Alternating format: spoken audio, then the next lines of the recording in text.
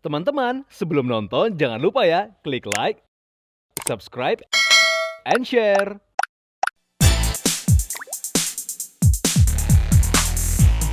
From the insight for your daily life, to the recommendations for your style. and this is Daily Daily Lifestyle.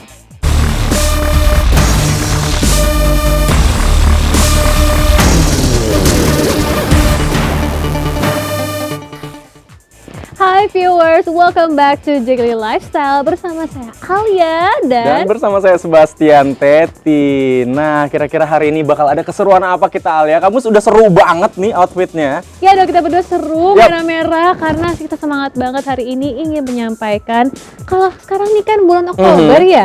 Tahu dong bulan Oktober itu tuh identik dengan Halloween. Yap, Yes. bulan ini pokoknya kita bakal full horor-hororan ya. Bersama ada Vision Pictures. Terus Yes. pokoknya MSC Channel emang bakal ngasih kalian banyak banget nih informasi-informasi seputar horor. Tapi semoga kita nggak jadi kemunculan horor ya di layar kaca kalian. Kita tetap cakep kan, fashionable kan. Kita sekarang bahas aja nih kalau ternyata Vision Pictures itu punya program baru nih, punya tayangan spesial Halloween yang akan tayang tanggal 31 Oktober nanti nih Bastian. Oh, kalau ngomongin Halloween ya, ini pasti bakal seru banget, Alia. Betul. Nah, kebetulan kita akan ngobrol-ngobrol nih dengan Bobby. Nah, siapa sih Bobby? Bobby adalah salah satu talent di program spesialis Halloween yang bernama Dua Alam ini nih, Bastian. I Nah, see. mau tahu nggak sih pengalamannya Bobby kayak gimana? Pasti Kita lihat dong. sama-sama yuk obrolan tim Daily Lifestyle berikut ini.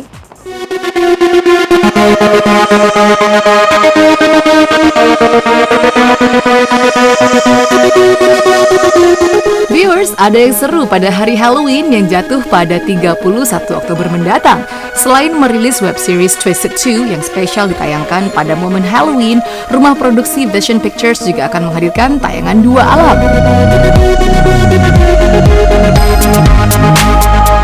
Program Dua Alam sendiri merupakan tayangan penelusuran yang mengajak kita untuk mencari tahu sejarah suatu tempat yang dianggap memiliki cerita dan menyimpan banyak misteri yang pastinya menarik untuk diungkap.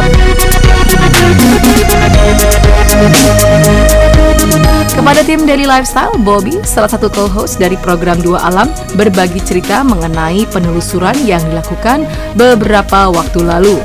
Oke, jadi peran gue di sini itu sebagai bahasanya apa ya, horror enthusiasm, orang yang sangat antusias dengan cerita-cerita horor dan lebih ke ngangkat gue sebagai background gue sebagai jurnalis lah. Ya karena gue pernah kuliah di broadcast ya, jadi peran gue itu mencari tahu tentang sejarah dari lokasi tersebut pada zaman dulunya ya, dari berbagai macam artikel. Jadi gue riset seperti itu, dulu pernah ada kejadian apa secara tertulis di artikel, gue cari tahu itu dan gue konfrontir dengan teman gue Mars. Sebenarnya karena apa ya? Ya karena suka sama cerita horor ya, dan suka sama cerita sejarah. Dari dulu gue suka sama cerita sejarah. Jadi ketika ke suatu tempat, entah situs-situs bersejarah atau bangunan tua, gue pasti cari tahu ini dulu bangunannya bekas apa sih, gitu. Ini dulu tempat apa sih gitu. Jadi rasa penasaran awalnya sih begitu. Akhirnya ya karena ketemunya sama Mars yang teman gue yang ternyata punya kemampuan indigo gitu kan. Jadinya ada sesuatu yang seru lagi untuk dibicarakan akhirnya gitu. Sebagai seorang yang kerap melakukan penelusuran ke berbagai lokasi yang dianggap angker, tentunya Bobby telah memiliki pengalaman saat harus berhadapan dengan makhluk tak kasat mata. Jadi gini, awalnya tuh kita nggak mau ke Jogja. Awalnya kita nggak ada kepikiran untuk ke Jogja. Tim kreatif Vision Pictures itu Vision Plus nggak kepikiran untuk ke Jogja. Mereka awalnya ke Sukabumi. Bob, kita mau syuting di Sukabumi. Oke, kenapa? Mau ketemu sama Nyai Pantai Selatan, Nyai Ratu, Kanjeng Ratu. Oke, gue bilang ke mereka, Mas, gue sama Mas udah pernah kesana dan gue udah pernah ngobrol. Satu pesannya Mars manggilnya Bunda. Satu pesannya Bunda waktu itu adalah kalau mau ngobrol lagi sama saya tunggu di Jogja. Oke, ya udah. Ternyata tim produksi dari Vision Plus survei dulu ke sana. Awal riset kan memang gue dikasih tahu nama villanya apa gitu kan. Ya yang gue dapat adalah waktu itu ya ini villa ini bekas peninggalan zaman Belanda, dulu dijadikan tempat apa ya, tempat peristirahatan. Kayaknya semacamnya villa lah pada zaman dahulu. Kalau orang Belanda mungkin dia bekerja di kotanya, terus habis itu mau istirahat gitu, mau sama keluarga ke villa gitu. Arahnya sebenarnya tempatnya begitu gitu. Cuma karena ada ya namanya pergantian kekuasaan dari Belanda ke Jepang, nah itu ada cerita di mana dulu tempat itu juga katanya ada sempat pembantaian, katanya dulu begitu.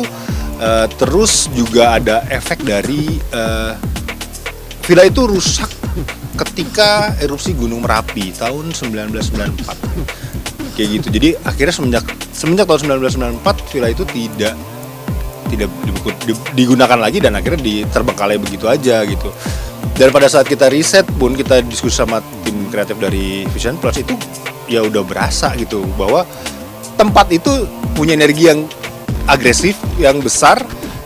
Even pada saat gue pertama kali lihat foto yang dikirimkan, video yang dikirimkan, itu kayak udah gue ada feeling ini kok mereka kayak ayo udah kesini aja, kesini gue mau cerita. Setelah menentukan lokasi, Bobby dan tim Dua Alam mulai melakukan proses syuting. Meski telah melakukan riset serta persiapan matang, namun tetap saja banyak kejadian tak terduga yang terjadi secara tiba-tiba. Yang gue nggak expect adalah ternyata mereka interaksinya dan reaksi mereka makhluk-makhluk itu apa ya, beneran ekspresif. Dulu kalau gue bikin konten sama Mars itu ya ketika gue riset sebelumnya, dengan pada saat gue datang ke lokasi, mereka nggak berani seagresif itu. Tapi di sana mereka berani untuk seagresif itu, berani untuk munculin depan gue. Pada saat kita screening di awal, kita pada saat meeting di awal itu, Mars sudah mendeteksi memang ada sosok noni Belanda gitu. Memang ada sosok noni Belanda, dan di artikel yang gue baca juga beberapa orang pernah melihat penampakan noni Belanda gitu. Dan ya di sana kita menemukan, dari sana kita berinteraksi sama beliau gitu kan. Ya itu yang oh itu jadinya sesuai ekspektasi. Tapi ada yang juga yang nggak sesuai ekspektasi. Pada saat kita di sana ya, Mas udah kita mau berangkat, Mas sudah sampaikan ini ada sosoknya A B C D E F G lah gitu, banyak lah segala macam. Yang nggak expect adalah interaksinya mereka sangat tendensi untuk makhluk lain. Non di Belanda kita nggak expect kalau dia akan sampai ngomong kayak gitu, sampai bilang nggak suka gitu. Kalau dia masih tetap ada di sini, orang itu masih ada di sini, gue akan marah katanya. Berikutnya juga yang paling ekstrim adalah tangisan bayi. Tangisan bayi pada saat kita baru masuk ke lokasi itu, malam hari kita baru masuk ke lokasi itu, di ruangan atas itu dengar suara tangisan bayi dari luar. Jadi nggak cuma gue yang dengar, beberapa kru dengar, termasuk Mars. Akhirnya konfirmasi itu ya suara tangisan bayi bener, tapi dari luar.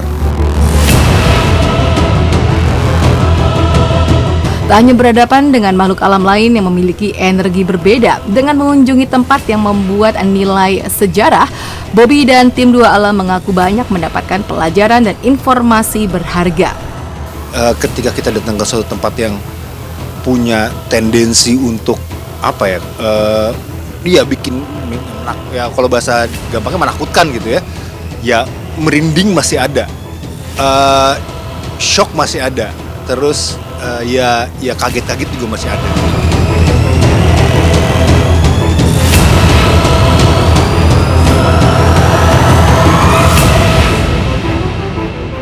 Aduh Alia, ini Bastian sih nggak kebayang kalau misalnya jadi Bobby nih ya. Soalnya, Bastian nggak punya six sense, tapi kalau misalnya kalau ketemu setan, itu kan kita kabur ya harusnya ya. Ini Bobby ini dia nggak kabur, dia diajak ngobrol, hangout kayaknya ya sama hantu ini.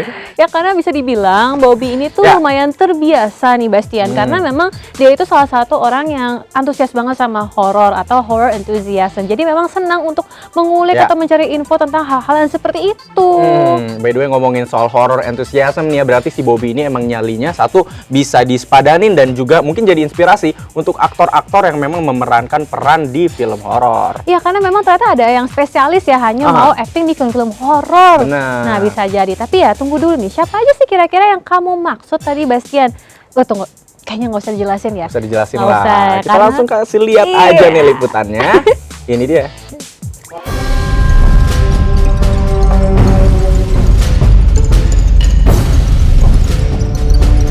Viewers, bicara soal tayangan yang membuat bulu kuduk berinding, rasanya tak lengkap bila tidak membahas beberapa film yang memang terkenal menyeramkan.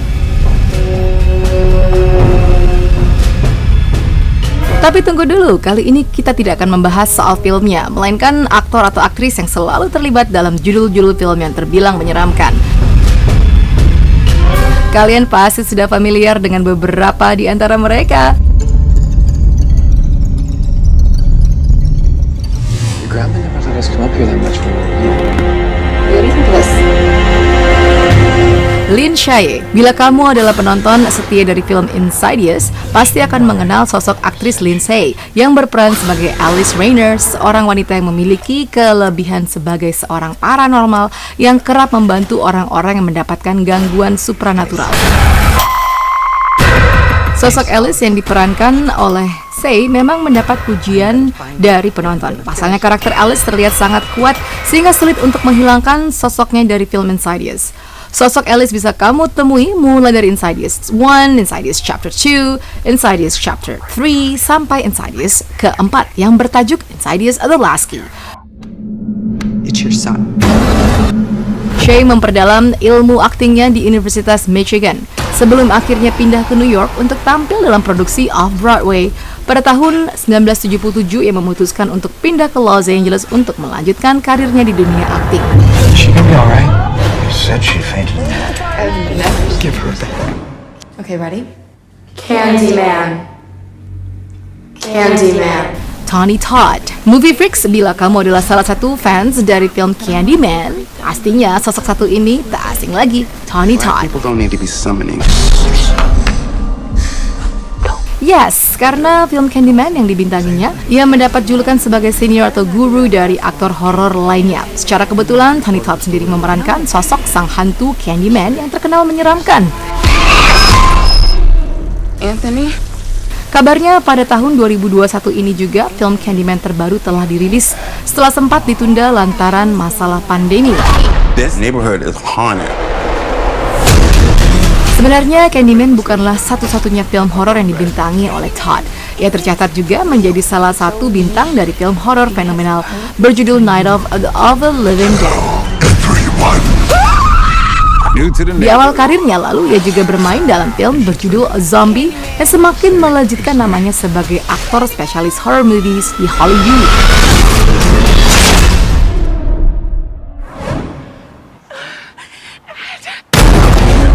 Vera Farmiga. Aktris cantik Vera Farmiga juga masuk dalam jajaran bintang yang kerap terlibat dalam film-film horor. Namun di antara film-film yang ia bintangi, karakter sebagai Lorraine Warren dalam film Conjuring lah yang paling menarik perhatian. Sosok Lorraine Warren dikenal memiliki indera keenam, dengan kelebihannya itu ia mampu menyelidiki kejadian-kejadian supranatural.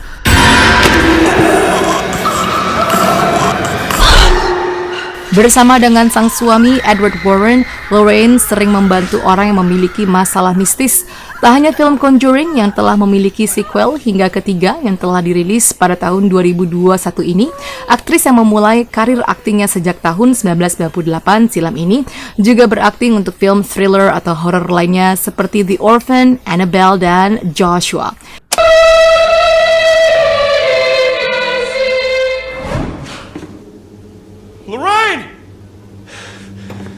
Patrick Wilson. Bila tadi kita telah menyebut sosok Edward Warren dalam film Conjuring yang menjadi suami dari Lorraine, nah Patrick Wilson adalah aktor yang memerankan karakter Edward Warren, suami dari Lorraine Warren yang diperankan oleh Vera Farmiga dalam film Conjuring.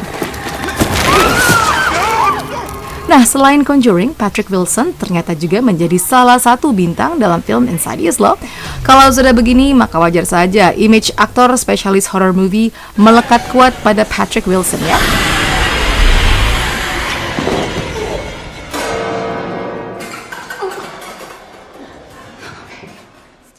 Teman-teman, sebelum nonton jangan lupa ya klik like, subscribe, and share.